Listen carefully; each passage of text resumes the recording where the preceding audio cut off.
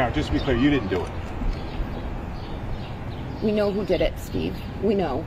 And we know who spearheaded this cover-up. You all know. Yes, we do. If John was beaten up and attacked in that house, who did it? We don't know. We don't know. We don't know. And it's not for us to know. Somebody other than Karen is responsible for that, for the killing of John.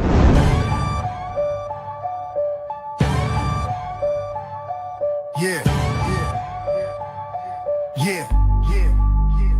Roberta in the truth zone, mic hitting raw. Spotlight shining, she exposing the flaw. Debunking the myth, breaking their facade. This is Glass City, respect the squad. On these NYC blocks where the skyline flex big. Roberta Glass slicing lies with a truth rig. Innocence fraudsters, your stories unravel. She's a map through the madness of gritty gravel. Glass don't bend and facts don't break. She's a storm that's called, you feel the quake. Exposing tales stitched with crooked seams. Justice in the lens, shattered fake dreams. Screams about killers, painted heroes in disguise. She burning propaganda with fire in her eyes. No glamour for the guilty, she call it straight. She backs victims, the voice stay awake. Stats and receipts, no spin, no clutter. Cold cases whisper, she cuts through the mutter. Truth's her tempo, don't confuse the beat. She's standing for the real while you taking a seat. True crime's a block, facts the artillery. Spinning those lies, yo, she checks that misery. Tabloid tales get smashed, no time to play. She's glass hard, break the false and save the day.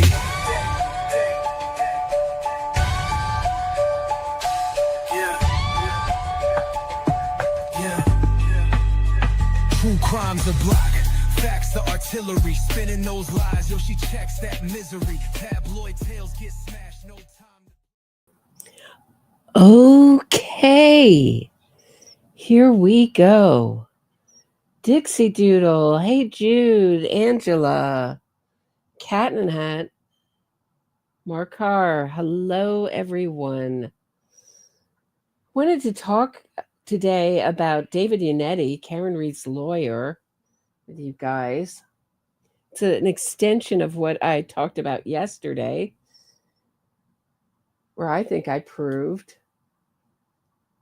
that there is a connection, a collusion, in my opinion, between Karen Reed's lawyers and Aidan Turtleboy Kearney, leaking information out to Kearney and then referring to his leaked information in their own motion, something that you cannot do as a lawyer, but they did it. So apparently you can do it and get no repercussions. But you're certainly not allowed to do that as a lawyer. Leak out privileged information to a journalist or I wouldn't even call him a journalist, blogger, media figure, and then have him report on it. You know, Karen Reed approved every one of Aidan Kearney's posts, according to his to Lindsay Catani, ex-girlfriend.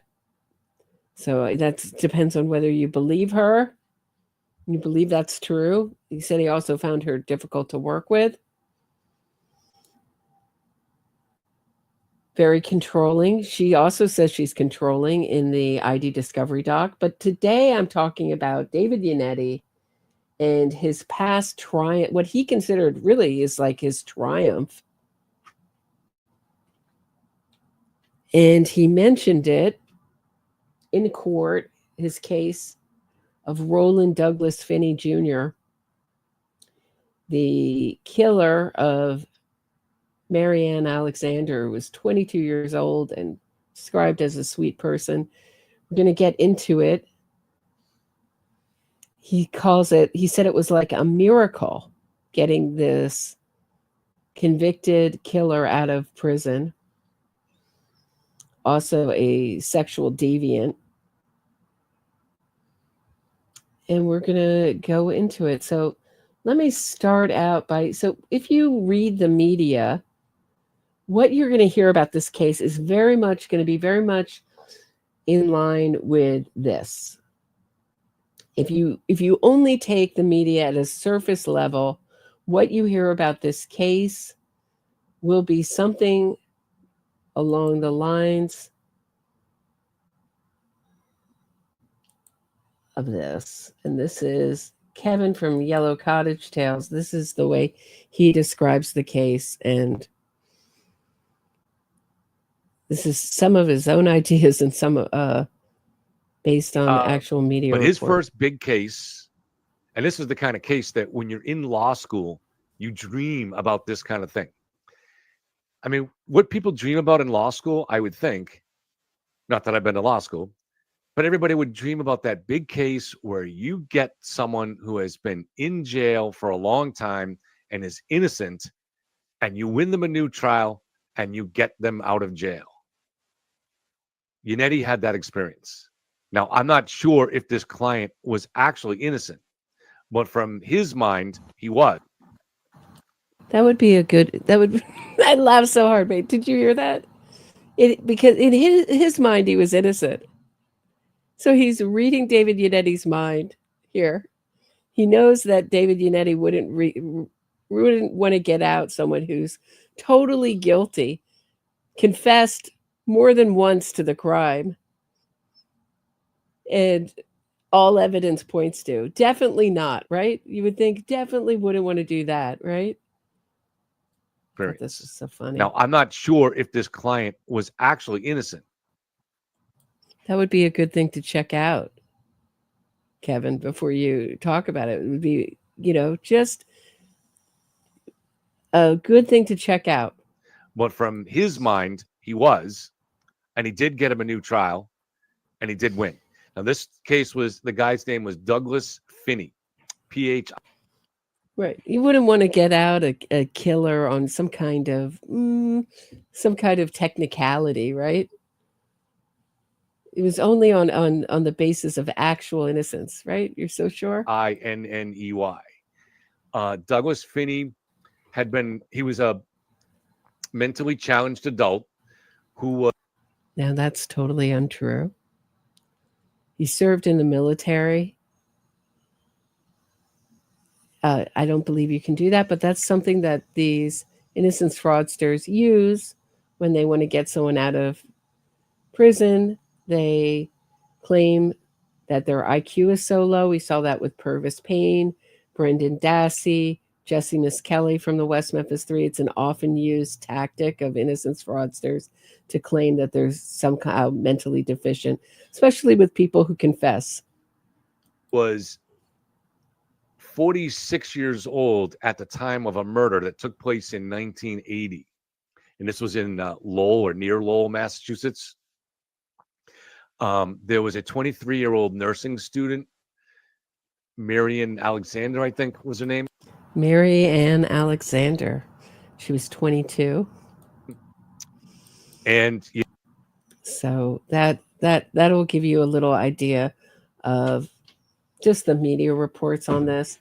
And if you watched the hearing, you know that David Yannetti referred to this case when he was trying to argue third-party culprit. Hold on 1 minute, please.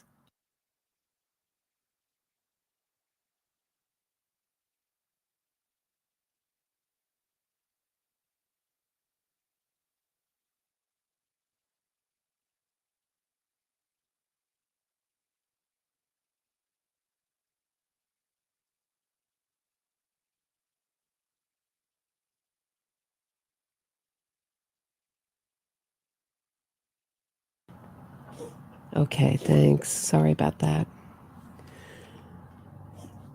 Where was I? So if you were watching the hearing, Karen Reed's last hearing, or next to last hearing, the one that didn't concern Aidan Kearney's cell phone, Yannetti was arguing third party and how they can have to argue third party because of the case, his own case, Commonwealth versus Finney. And in that case, they let in hearsay. and that the hearsay third-party culprit should have been argued, and that he didn't have a fair trial, and his conviction was reversed, and they ordered a new trial. And this was decades later. Decades later, about a decade and almost 2 decades later, and decade and a half, almost 2 decades later. And of course, when you try a case a decade and a half later, you're at a huge disadvantage as the prosecution. Witnesses have died, memories have faded, evidence has gotten lost, and we'll get into that. A very key piece of evidence gotten lost, which probably wasn't so key back in the early 90s. I believe it was 1990 when he was tried, but would have been very key in the 2000s when he was again retried, or the second trial, excuse me, it wasn't a retrial, I guess it was a retrial, retried. So we'll get into it. This is really the basis of Innocence Fraud. We're really like taking a look at what David Yannetti does, or what he claims is his big shining moment, his miracle moment. So it's to take apart an ironclad conviction, pretty much, in my view, of a guilty person and free them. And then use that case, and this is a really important detail, to use that case to either acquit or undo further conviction. So the way our legal system works is each case builds on the next case. So when you make precedents with one case, you're more likely to be able to, you open the area wider for defense attorneys that they can go into. So that's what he did with the Finney case. He referenced it. And we're going to start with Innocence Fraud Watch's excellent blog on the subject. I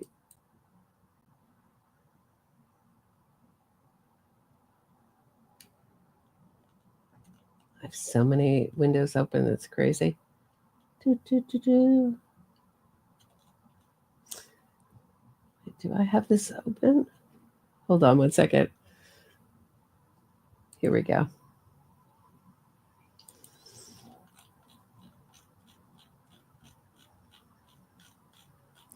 So her name was Maryanne Alexander, a 22-year-old nursing student at Lowell University, and killer Karen Reed's innocence fraud lawyer, David Yannetti, and his sister, Tanis. There's a detail I missed. Sister Tanis, who was very involved with Karen Reed's case in the beginning of this case. So when they were looking for Karen Reed's other 2 phones that had connected her with Turtle Boy, they were watching where her phones were, and all of a sudden she was on a plane to Sarasota, Florida, where Tanis Yannetti has a home. And then eventually when she got back, she didn't let the police in her home for 45 minutes until her father came. So Tanis Yannetti, I think, is behind the scenes a lot in this Karen Reed case still, if I had to guess. So they also mentioned it in their, so the Innocence Fraud Watch starts out talking about how Karen Reed's memorandum of law in opposition to Commonwealth's motion in limine to preclude the defendant from raising a third-party culprit mentions the Finney case. And I'm going to actually go backwards because I think you have to understand the case a little bit to understand exactly where they, how they misrepresent it. So Maryanne Alexander was a 22-year-old junior nursing student who attended Lowell University in Massachusetts. Described as a sweet person, Maryanne lived in an apartment at 25 South Walker Street in Middlesex County with her roommate, Susan Hoyt. On the day she was brutally murdered, Susan had left the apartment at around 8:30 p.m., so Maryanne's killers would have known she was alone after this time, unless he lived next door. So who's going to know she's alone unless you're living next door, right? This is an important detail. Maryanne Alexander was found by Susan Hoyt covered in blood and gasping for air in her bed. Returning to their Lowell apartment after a night out with a friend, Hoyt said so this is Susan Hoyt, her roommate, said she walked in the bedroom she shared with Maryanne Alexander to find the 23-year-old sick nursing student, so they were making a mistake there, nursing student covered in blood and gasping for air. There was blood on the bed, the walls, the curtains, and the ceiling. I was panicked, shocked. I didn't know what was wrong with her, Hoyt testified through tears. I could see blood all over her face. I went to the bed and gently touched her arm, thinking she would wake up. She didn't. In the days before cell phones, Hoyt said she went to call for an ambulance on the one phone in the house, only to find it didn't work. Unfamiliar with her neighbors, Hoyt drove to her boyfriend's house a few minutes away and begged for him for help. The ceiling in Maryanne and Susan's shared bedroom was said to be 10 foot high. Maryanne Alexander had been viciously bludgeoned about the head with a blunt object. She died on February 8, 1980, around 5 hours after arriving at the hospital.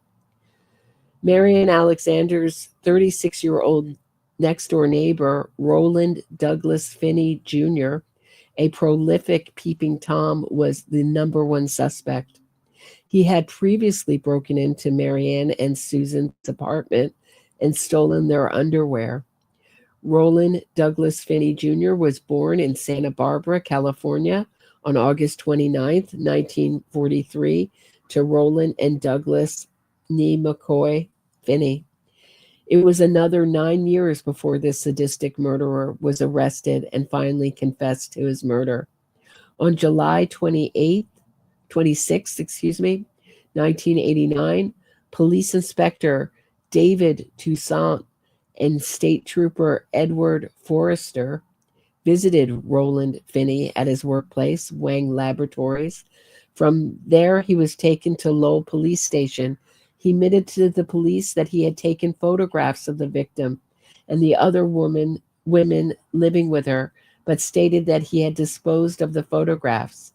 My parents will disown me. I'll be in the shit with my mother for saying this, Roland Douglas Finney Jr. said on July 26, 1989. When police carried out a search warrant, they found thousands of naughty photos in his bedroom of his parents' home at 29 South Walker Street. Former neighbor Deborah Bainey was in many of the photos. Is this Bainey or Bandy? Bandy testified that she bought the house at 25 Walker Street weeks after the Alexander murder. After Finney's arrest, she learned that Finney had taken photos of her daughter, and her tenants as they sunbathed in bikinis on her deck just feet from the Finney home. In 7 years, he never even spoke to me, Bainey testified, but she was very upset and scared when she saw the secret photos Finney had taken of her. Prosecutors allege it was Finney's obsession with taking photos of a scantily clad or naked woman that drove him to murder.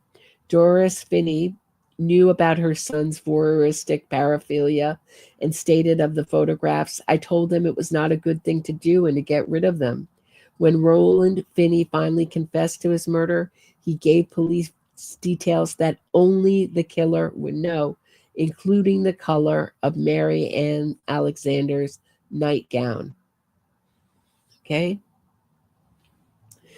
Excerpts from a July 26, 1989 UPI.com story headed "Man Charged in 9-Year-Old Slaying Case" read, 9 years after a nursing student was slain, her next-door neighbor was charged Wednesday with beating her to death with a camera flash after being thwarted in his attempts to take pornographic photos of her. Roland Douglas Finney Jr., now 45, was arrested Tuesday night and charged with murder in the death of Maryanne Alexander, 22, a nursing student at the University of Lowell, said Thomas Samaluk, a spokesperson for the Middlesex County District Attorney's Office. Roland Douglas Finney Jr. was found guilty of first-degree murder on October 5th, 1990. He served around 16 years in prison before David Yannetti and his sister Tanis Yannetti, previously Tanis Ilchler, chose to attempt to pin Finney's murder of Maryanne Alexander on another man. Tanis Yannetti also alleged that Roland Finney was borderline retarded, quote unquote, yet before he committed his murder, Finney had graduated from high school and had served 3 years in the United States Army in Germany. Does the U.S. Army recruit men who are, quote, borderline retarded, unquote? Finney was also said to be skilled in photography. And according to his surviving family members, Roland D. Finney, 78, was a Vietnam War veteran who had served honorably in the U.S. Army during the Vietnam War and was even granted military funeral honors. Hallmarks of innocence fraud phenomenon. Maryanne Alexander. The case and public relations spin campaign has all the hallmarks of the innocence fraud phenomenon. Carol S. Ball, the judge who overturned Roland Finney's 1990 murder conviction and ordered a new trial, was also involved in the 2015 Sean Ellis innocence fraud, one of the men involved in the murder of police detective, John James Mulligan. This is a big case, one that there was a documentary on, and I got into the Innocence Project had a premiere of that documentary. That documentary, I say with quotes. Let's call it a TV show that was shown on Netflix, I believe, on Sean Ellis. And I was there, and I just asked very polite but critical questions, and I was booted out of there so quickly. It was insane. So that's another one, the Sean Ellis. It's a big Boston, and now it's myth, right? So these very few people actually take a skeptical eye to any of these innocent stories. I would call them innocence fraud stories. Maryanne Alexander's mother and 2 sisters were not in the courtroom when the verdict was announced. A family friend said the family was too emotionally distraught to sit through a second trial. I know the guy did it, prosecutor George E. Murphy. George E. Murphy, who prosecuted perverted murderer Roland Finney, stated, this is the original prosecutor, I'm disappointed with the verdict because I know the guy did it. I do not agree one iota with what Judge Ball did with this case. I'm someone who spent blood, sweat, and tears on this case, and I know we had the right guy. And I believe he's right. He did. George Murphy also said that when he cross-examined Roland Finney, this is a really important point here. George Murphy said that when he cross-examined Roland Finney, during a pre-trial motion to suppress hearing before his trial, Finney admitted under oath that he had murdered Maryanne Alexander. George Murphy stated, I didn't focus my questions on what he told the police. I asked Finney if he went in the house, if he climbed on the bed, if he lifted her nightgown up to take pictures of her private parts, and if he killed her when she woke up. He answered each one of those questions with a yes. Disingenuous David and Tanis Yannetti. In March 2008, David Yannetti went on to disingenuously state, of Roland Finney admitting he killed Maryanne Alexander, quote, what was in the confession didn't make sense. David Yannetti's sister Tana stated there was not one shred of evidence. This is a very common refrain in innocence fraud campaigns. And you hear it with Karen Reed. There's no evidence. That must have been a short trial, I always say. 10 weeks of no evidence with Karen Reed. There was not one shred of evidence. So there was no evidence presented, and the jury all voted to convict. Likely story. There was not one shred of evidence to link Finney to the crime except the confession, and his confession didn't make any sense. There was a stronger suspect that they never looked at. Okay, this is the man Tanis Yannetti was referring to was Mark Barger, who apparently, quote, attacked his wife 13 days before Roland Finney chose to murder Maryanne Alexander. David Yannetti claimed Mark Barger was a far stronger suspect. Really? Between the guy who confessed twice and who lived next door, and all the other.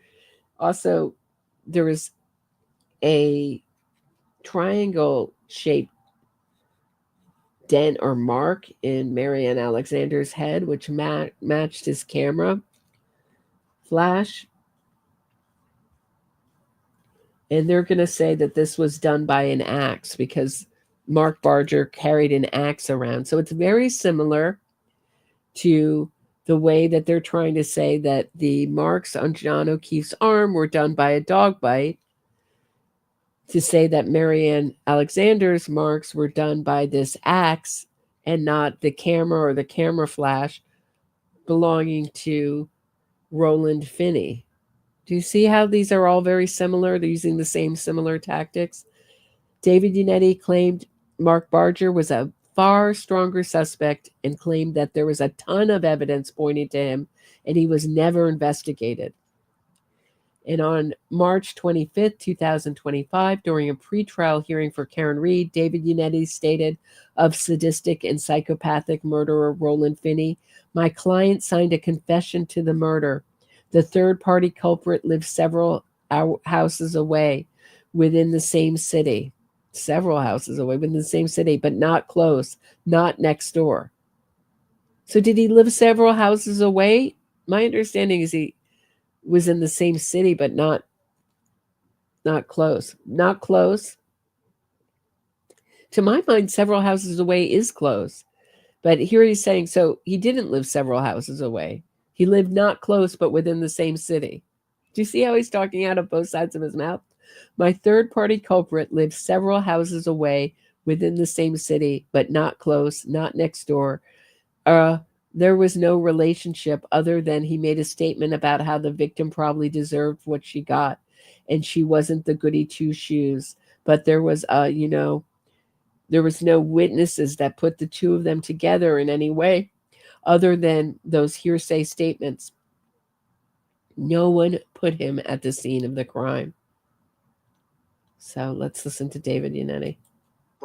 Brian Higgins, Colin Albert were present at 34 Fairview the night that John O'Keefe was killed, and each had a motive, intent, and opportunity to cause him harm. Now, there are many cases, Your Honor, I know the court is aware of this, endorsing the admission of third-party culprit evidence. Almost all of them allowed in a third-party culprit defense, despite a lack of evidence that the third-party culprit in those cases was actually at the scene of the crime at the relevant time. The first case cited by the prosecution, Commonwealth versus Conkey, Middlesex County case, I remember it from the 90s. It was retried in the early 2000s. In that case, the person was murdered inside a home, just like this case. Unlike this case, however, the defense could not place the third-party culprit at the home when the murder was committed. He lived down the street, and that was enough. Here we have hard evidence, irrefutable evidence, that the three potential third-party culprits were present exactly when the murder was committed. He lived down the street, and that he lived next door, and that was enough. And he was taking pictures, and then he confessed to it multiple times. I mean, what are we talking about here? It's like, they just went in and they just rounded up everyone who lived next door to Maryanne Alexander. I mean, these are the falsehoods that they want you to believe in these cases.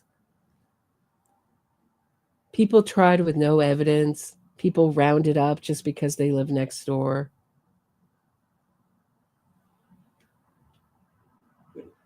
And it's notable that the defense in Conkey, in that second retrial, after the first trial conviction was reversed, the defense was allowed by the trial judge to present a third-party culprit defense, and it wasn't controversial. But the conviction was nonetheless overturned, the second conviction on appeal, because the trial judge didn't let the defense go far enough in presenting that defense. The SJC ruled that in addition to presenting evidence of motive. This is called, so he got out, not because there was some great evidence there that someone else did it, but that there was hearsay that there might have been another suspect that they weren't allowed to present. So this is called getting out on a technicality. It didn't stop. So in this movement, anybody who's released, their conviction is overturned, they call it an exoneration. If you look up Roland Douglas Finney Jr., you'll see him on the National Registry of Exonerations, which that website is just like the Innocence Fraudster website. They actually talked about this case a lot. There's a case in Chicago where the Innocence Project framed a man to get they framed an innocent man to get a guilty man off death row. There's a documentary about that called A Murder in the Park. And they had both of them at one time on the National Registries of Exonerations. The guy they framed, so they both got out. And they were both considered exonerated. Never mind. Never mind that one was literally framed by an Innocence Project class, which was the Medill the Medill School of Journalism, Northwestern's journalism school. So, they'll take anything as an exoneration, whether it's just out on a technicality, whatever. It's an exoneration due to total innocence, nothing else. Intent and opportunity. The defense in that case should have been allowed to introduce past sexual assaults of the third-party culprit, including one that took place 7 years before the murder. It was reversible error not to permit a full third-party culprit defense, including prior bad acts of the third-party culprit. And I will ask the court to consider Commonwealth versus Finney, a case that I'm very well familiar, as I previously mentioned. I brought that motion for new trial. I argued before the Supreme Judicial Court, and I tried for retrial of that case, so I know it well. The SJC affirmed Judge Ball's allowance. Oh, am I wrong? Was he talking about another case? I thought he was talking about the Finney case before that. The motion for new trial in that case, ruling that it was ineffective assistance of counsel that the attorney did not raise a third-party culprit defense. The case law makes clear, as Mr. Brennan again acknowledges, that this defense is a time-honored method of defending against a criminal charge. The defense should be given wide latitude to present relevant evidence that somebody else committed a crime. But the main issue in Finney was whether the defense could introduce hearsay to support an already admissible third-party culprit defense. It's sort of like Conkey, where it's just assumed, yes, of course you can present a third-party culprit defense. But in Conkey, can you introduce unrelated sexual assaults from 7 years before? The answer was yes. Okay, so he was talking about Conkey. Okay, my apologies. My apologies. And in Finney, of course you. I listened to this no less than 7 times today, and I'm still not getting it. Okay. Can present a third-party culprit defense, but can you also introduce hearsay to support that defense? It was a given. In fact, it was reversible error that third-party culprit defense was not brought the first time around. Mr. Brennan talks about, well, you can't do this if it prejudices the Commonwealth. That's crazy. Every single time you introduce a third-party culprit defense, you are prejudicing the Commonwealth by definition. So do you see what he's saying? He's saying, like, I don't need evidence. What are you talking about? Evidence? I don't need evidence to bring up a third party. I got this guy, this guilty guy out on hearsay. On hearsay. Why can't I do it in this case?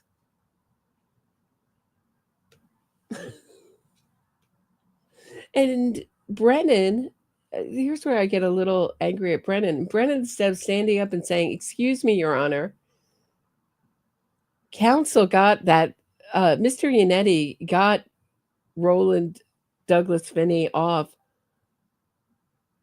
on hearsay, and that case was ridiculous, and he's guilty as sin.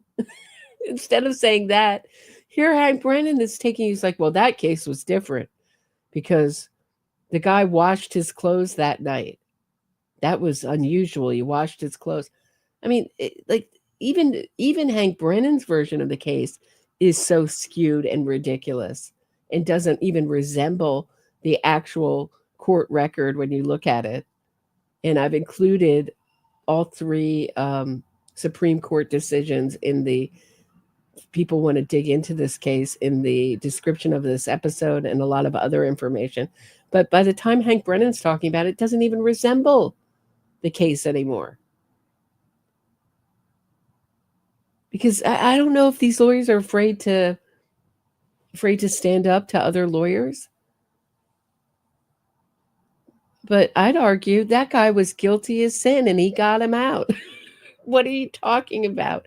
That guy should have never been gotten out in the first place, Your Honor.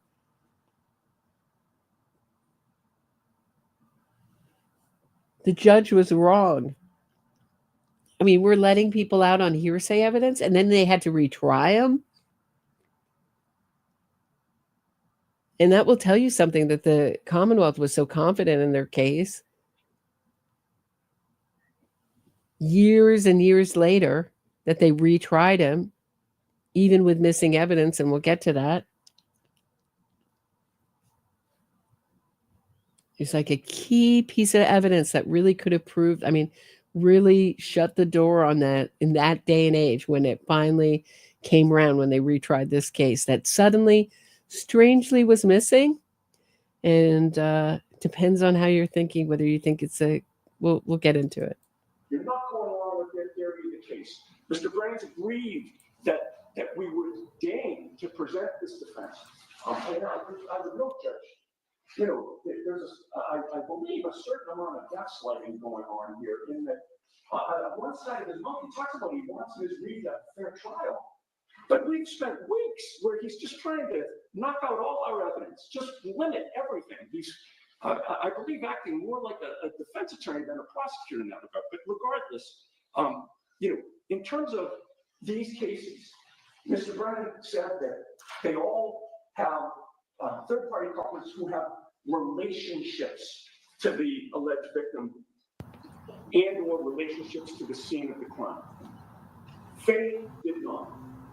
In Finney, my client was the next-door neighbor. My client signed a confession. Yeah, and then he testified under oath that he did it. My client signed a confession. Look how he just sort of like throws that off in the middle, like just buries the lead there. My client signed a confession, then he testified to it again under oath. To the murder. But let's get the guy who lives in the same city.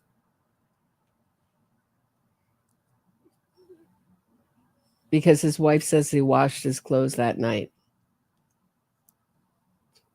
He often came home with dirty clothes from being on shift.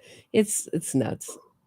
The third-party culprit lived several houses away within the same city, but not close, not next door.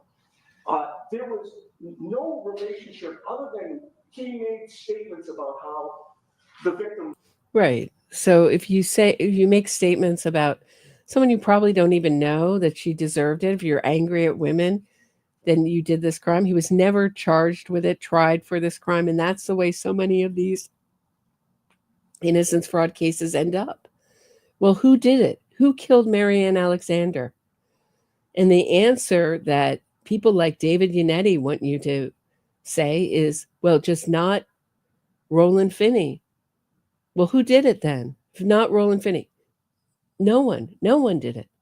It's just up in the air. No one did it. No one did it. And it's even with cases like we're looking at Ryan Ferguson, where the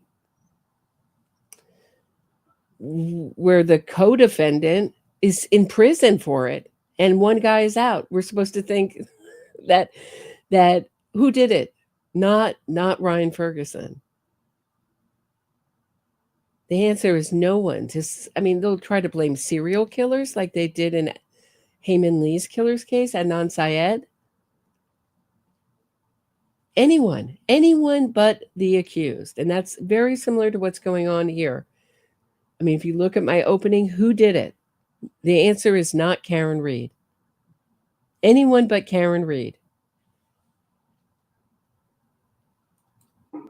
Probably deserved what she got. She wasn't the goody two shoes, but there was no that she was made up to. But there was no witness that put the two of them together in any way other than those hearsay statements. Nobody put him at the scene of the crime. The SJC rule, even hearsay should be admissible to support that third-party culprit defense. The defense in this case has more evidence of third-party culprits than the defense did in Finney.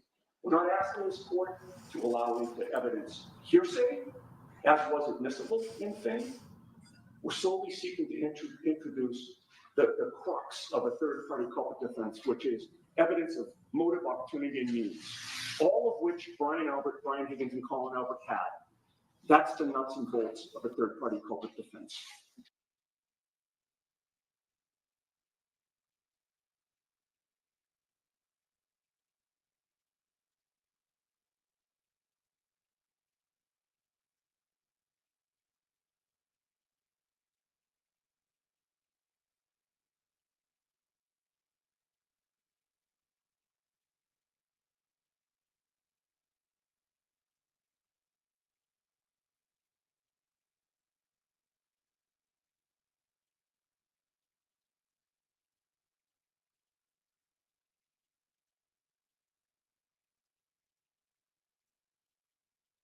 I mean, what motive did they have?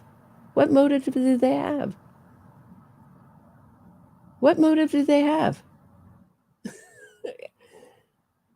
Brian Higgins liked John O'Keefe, was friends with John O'Keefe. And he didn't come into the house. So he never made it into the house. So how are you going to say, hey, they had opportunity? He never made it into the house. The only one who had means, motive, and opportunity is Karen Read. But if she gets acquitted, it will be Karen Read falsely accused for killing her boyfriend. That's the way the media will go with it. Falsely accused of killing her boyfriend, John O'Keefe.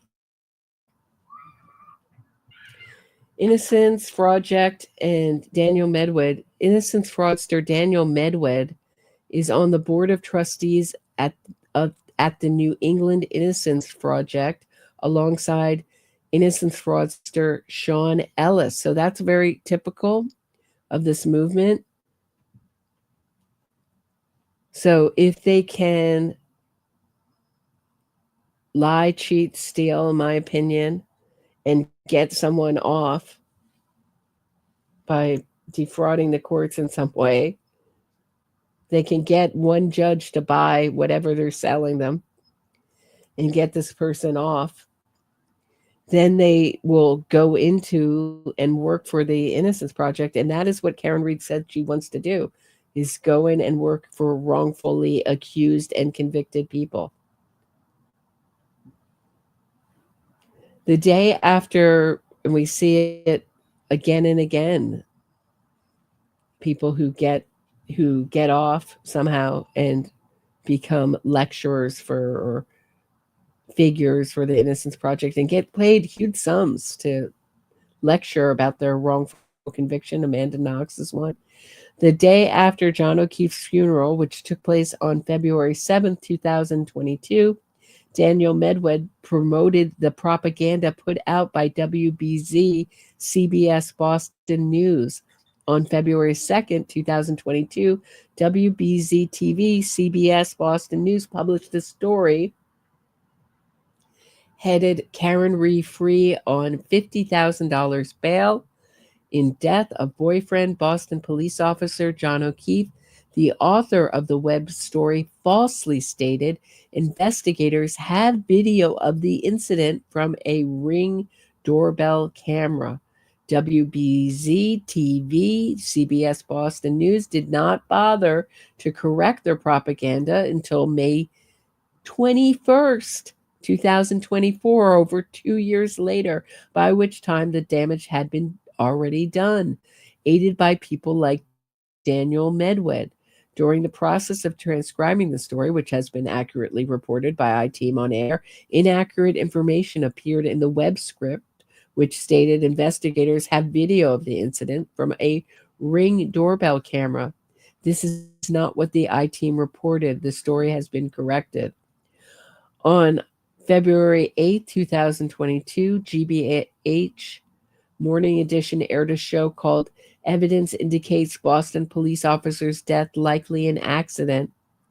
Girlfriend faces criminal charges. The show included Henry Santero and Daniel Medwed, who repeated the propaganda about the Ring camera video previously put out by WBZ. Daniel Medwed had also been involved in the innocent fraud of 18-year-old Heyman Lee's killer, that's Anand Syed, and numerous other cases. The fundraiser set up for killer Karen Reed in 2023 by Worksman, Jackson, and Quinn LLP claims all surplus proceeds will be donated to the New England Innocence Project, Cambridge, Mass. Donations are not tax deductible, which links back to innocence fraudster Daniel Medwed, who is on the board of trustees. So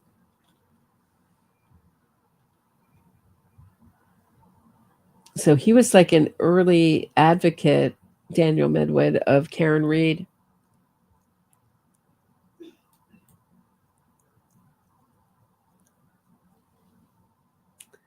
Have I lost everybody? Is everybody still with me?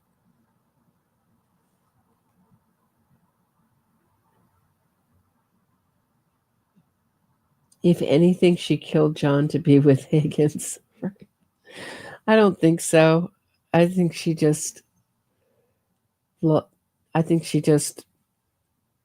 when he decided he was no longer going to put up with being coercively controlled and told her it was over finally, and took her drink and said, "Are you coming with me or not?"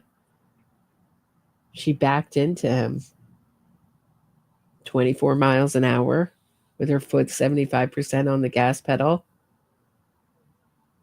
with her infotainment system flashing and blaring at her.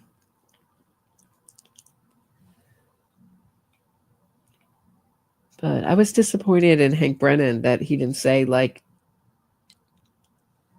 hey, this is like the biggest fraud that Yannetti was part of.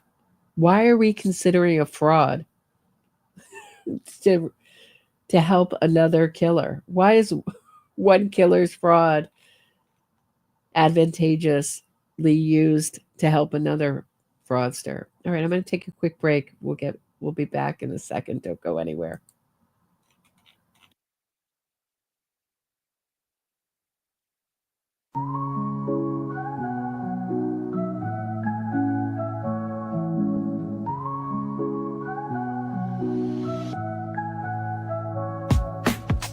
Mic check, Roberta strides through the static haze. True crime Gotham where the shadows play their plays. Fraudsters fold when a spotlight beams. Fact focused queen busting propaganda schemes. Glass shatter lies echoes through the streets. Standing for victims, giving voice their beats. NYC Post, truth sharp as night. Roberta exposing she's the anti-fraud light.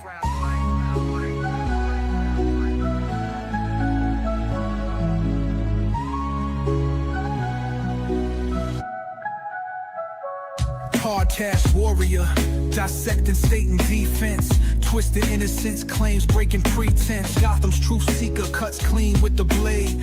Facts in the forefront, no justice gets swayed. Cold facts drip heavy, real talk unfurls. Cracking cases open like oysters with pearls. Innocence gimmicks crumble to dust in the wind. For victims, her creed, justice till the end.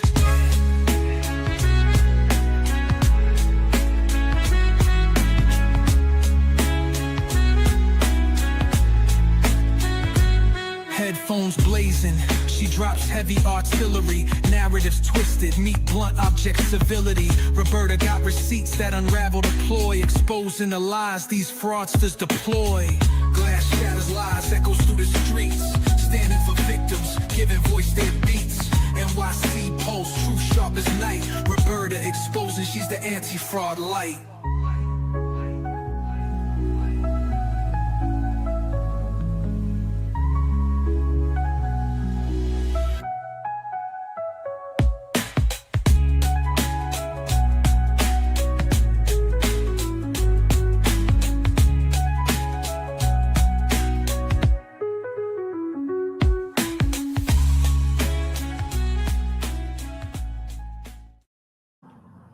All right, here we go.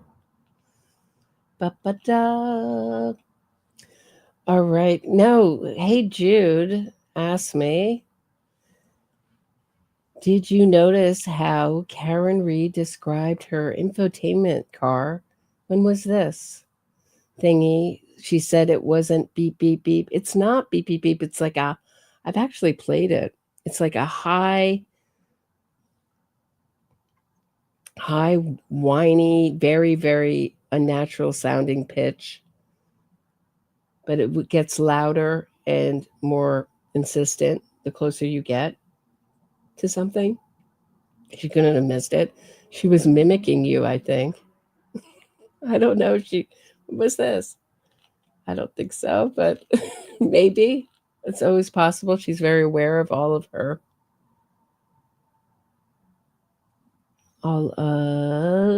her press. So I just wanted to show you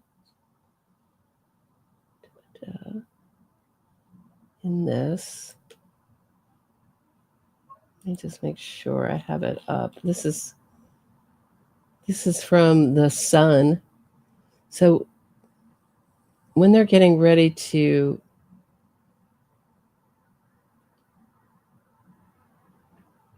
this is curious.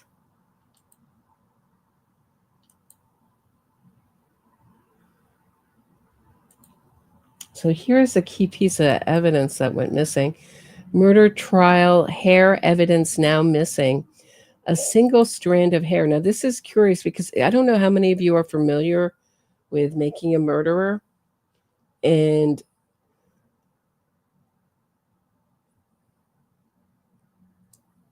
there was a hair that got Stephen Avery off from his conviction.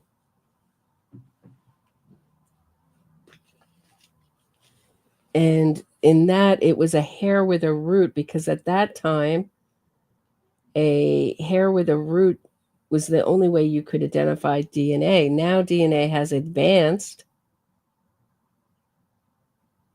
so that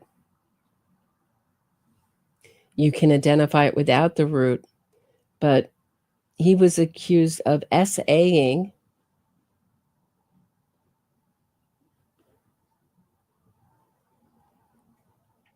his first victim, and they call it a Penny Bernstein. They call it a wrongful conviction. So at the time that the way he SA'd her was with his hands. I'm sorry, I'm going to speak in kind of riddles now. So it wasn't what we think of as a normal of a, when we use the R word to describe those kinds of SAs. But at the time when he defended himself against that charge, he picked another man, Gregory Allen, as his alternative suspect, who had a history of SA, right?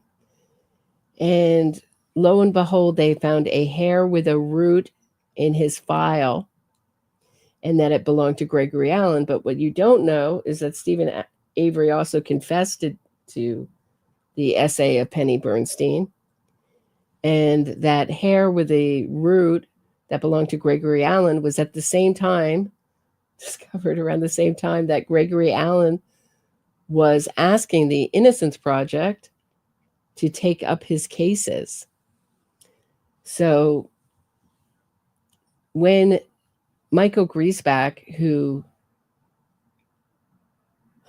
was involved in who was the assistant DA, who was very ambitious, went to the court with that hair, and they didn't examine how that hair got in Stephen Avery's file or anything. They didn't look at any of the other evidence, or why a pubic hair from Gregory Allen, right, would be found amongst evidence from an assault of that kind. It was never really examined. And the prosecutor, Ken Kratz, feels like it was put in his file to get him out, because that really started it.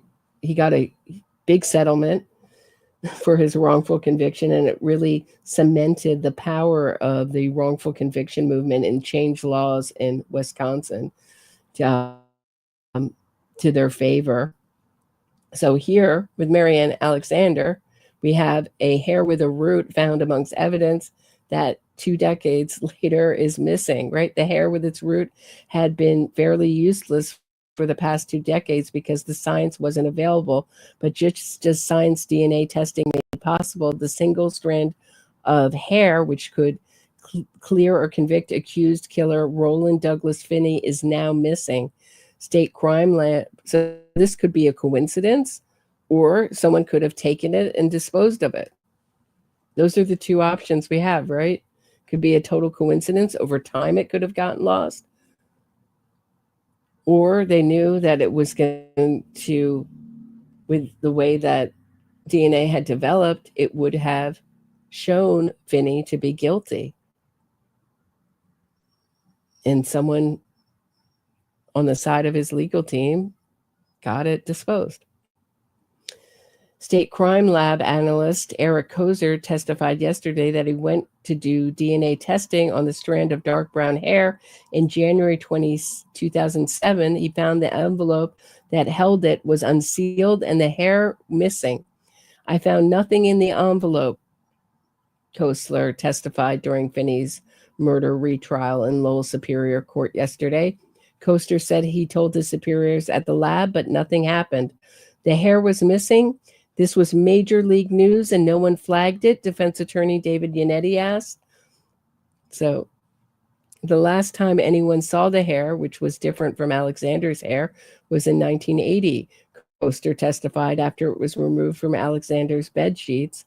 Koster testified that he believed the hair had been in the custody of state police, but others have indicated Lowell police officers may have had it in custody. But they still have the envelope, oddly, right? It was unsealed. To me, it sounds like it was removed purposely, but I don't know. Maybe not.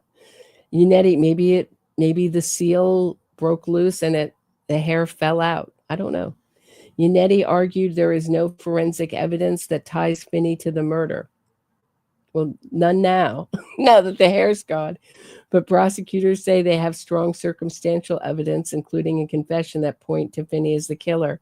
Prosecutor Thomas O'Reilly alleges, this is the second prosecutor, alleges that on the night Alexander was murdered, Finney, her next door neighbor, snuck into her bedroom while she was sleeping so that he could take a picture of her private parts. Finney, who is borderline, see, look how this is repeated. This is started by the defense team and repeated in the press.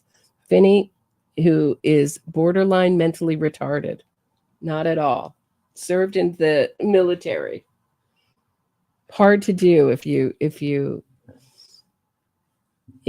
are mentally challenged. Has a penchant for taking secret photos of his half-naked female neighbors.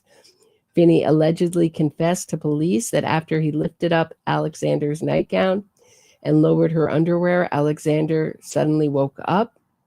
Finney told police he panicked and used his camera and flash to beat Alexander about the head and face.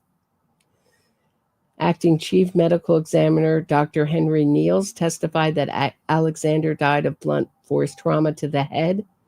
Alexander's face and head were so badly beaten, the bones of her face moved just by touching them.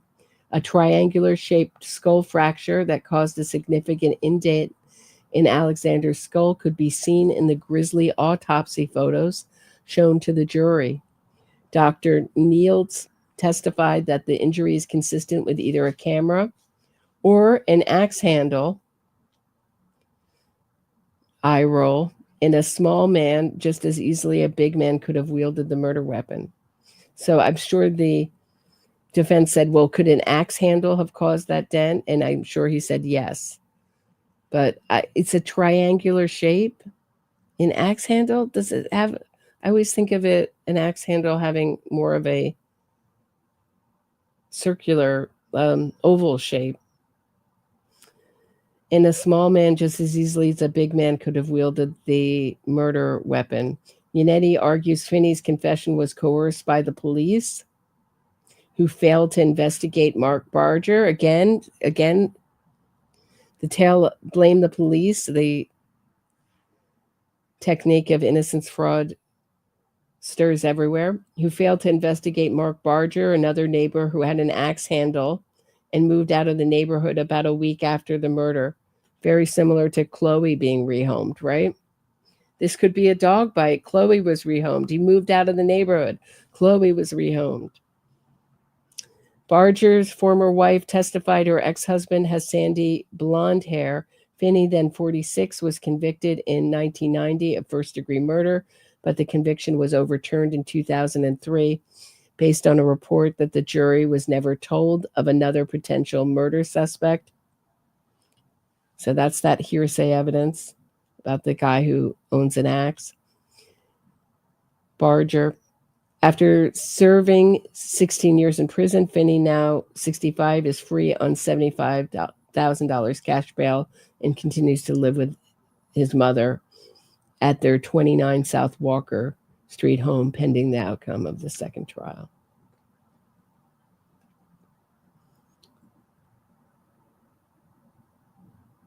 So that is that. Gonna go over Dean Walker. Thanks so much for supporting the channel. Just gonna go over your comments and then I think I'm gonna wrap it up.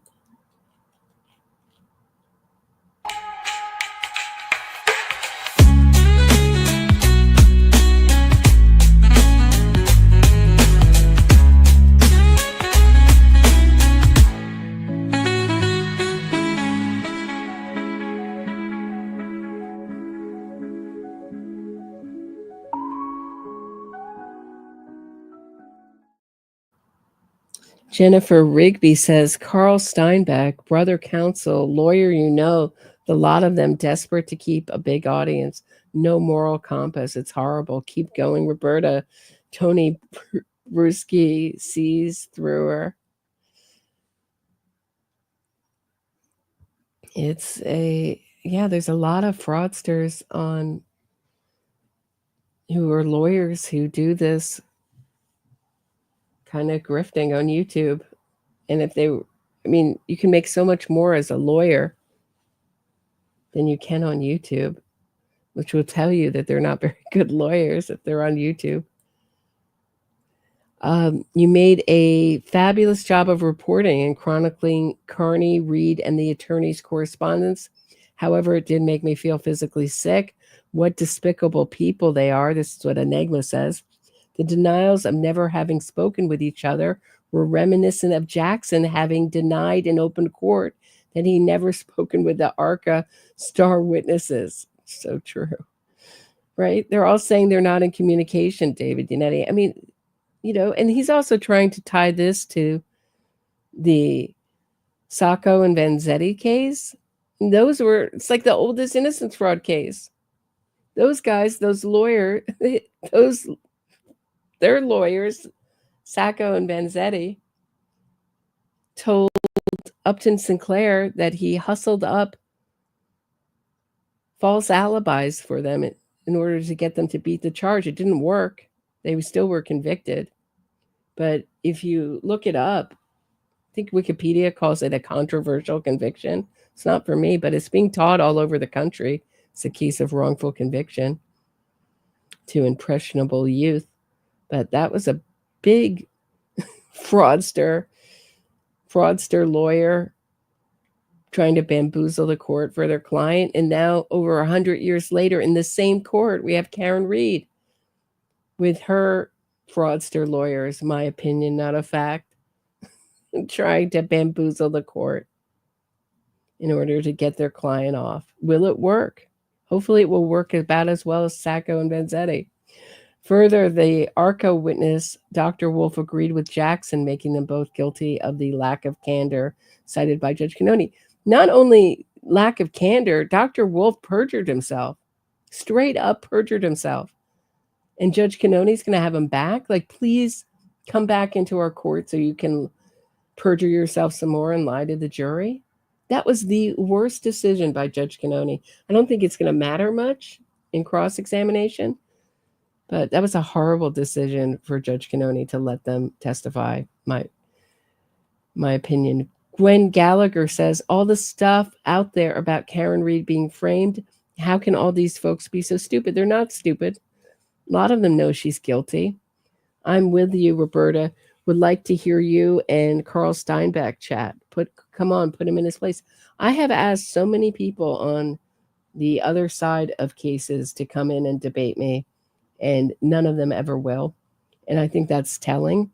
If you were really passionate about someone you felt was wrongfully accused or wrongfully convicted, you'd be dying to debate, dying to suss out the facts and put someone like me in their place. But they don't, because they know. I believe most of these people like Carl Steinbeck know that she's guilty and are just using a guilty killer to further themselves, which I find morally repugnant.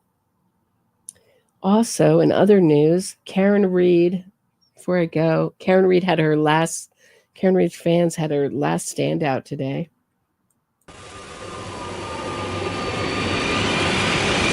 Well, David, some of these demonstrators, I'd say, they are out here every weekend. That includes some of the folks we spoke with this morning here at this demonstration in Denton. But what they say what's different today is the fact that the timing of this, the fact that jury selection for the second murder trial is going to begin.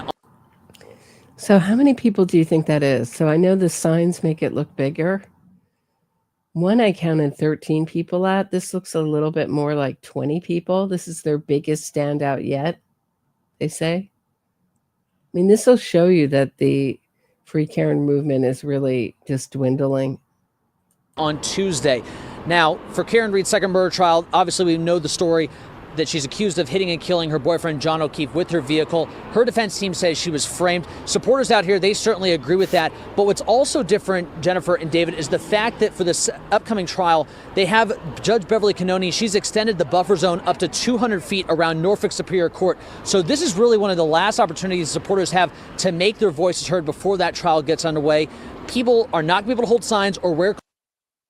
This is the last chance they have to get their voices heard. I mean, seriously? They can protest all during the trial outside of the buffer zone, which I showed you last night. It's not all that much bigger. I mean, I think this buffer zone should extend through the entire state of Massachusetts, frankly. Yeah, there was some interesting news about the paid protesters. Remind me to tell you about that at the end of this. Clothing that favors one side or the other in that buffer zone. They'll also not be able to use bullhorns or other devices to make themselves heard. And organizers of today's standouts say they will have demonstrations in several locations across the state. This is one of the largest ones here in Dedham, but we are told they are happening in Canton, Worcester, New Bedford, Stoneham, and really all across our area. This is one of the larger ones. It's hard to tell from that angle how big it is. 25 people, 30 people, maybe? I don't know. Do they sort of like, they never really show them head on, so you really can't tell how big or how many rows it goes back. I mean, this one looks like an old one, right? I guess they couldn't go on the roadway and film them, so I understand why they had to do them on film them on an angle, but it's hard to tell. But this was, who's their PR? Who is going out who is sending out, we're going to be at this place and sending out press notices? Is it from David Yannetti's office, Alan Jackson's office? Who's sending out these? They will have demonstrations in several locations across the state. This is one of the largest ones here in Dedham, but we are told they are happening in Canton, Worcester, New Bedford, Stoneham, and really all across our area throughout the day. Reporting live in Dedham this morning, Matt Reed, WCVB News Center 5. Oh. So they're trying to poison the jury pool before trial. This is, and the way, I mean, so positive, such a positive spin. The last chance to get their voices heard, not to poison the jury pool. I mean, come on. Especially in that area, some of those people may be potential jurors. That's what they're thinking about. There was one, let me see if I have it. Did I bookmark it? Hold on a second.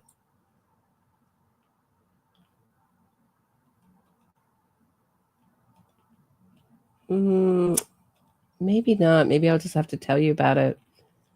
There was one person who wrote, the person who does those crowds on demand, and asked them if they could, they fibbed, if they could represent the Karen Reed non-supporters, and she wanted to make sure, it sounded like a woman, I don't know, maybe a man, she or he wanted to make sure that they would not get the same supporters as Karen Reed got. And Crowds on Demand wrote back, we'll be happy to do it, and we'll make sure they're not the same supporters that Karen Reed got. So sounds like she might have used Crowds on Demand. Who knows if he, he may just be saying that because they didn't use Crowds on Demand at those early hearings, but sounded like it. Doesn't mean it's true. Certainly sounded like it. That's just a little scoop before I go. All right, so please hit the thumbs up on your way out, subscribe to the channel, support my work on Patreon, buy me a coffee, shoot me a donation via Venmo. I'll be back Tuesday at 6 p.m. Eastern. It's the first day of jury voir dire in the Karen Reed trial. It will not be filmed, but we'll have some time to decompress and talk. Hopefully Judge Ganoni's ruling about third party will be out. And I will be back Tuesday at 6 p.m. Eastern. I'll see you all guys all then. See ya. I hit my boyfriend with my car. It wasn't an accident, but with lying lawyers I'll go far. Lying lawyers and witness harassment, I'll avoid prison. It was snowing. I pushed the pedal down, hit him hard. Now the legal system a clown. Innocence fraud.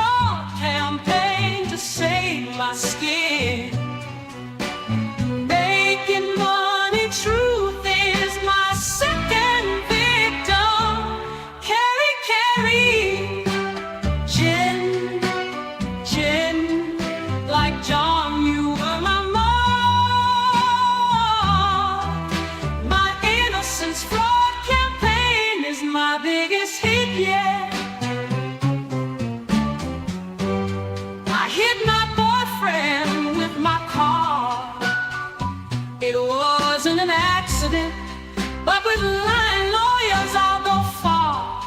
Lying lawyers and witness harassment, I'll avoid prison. It was snowing, I pushed the pedal down, hit him hard.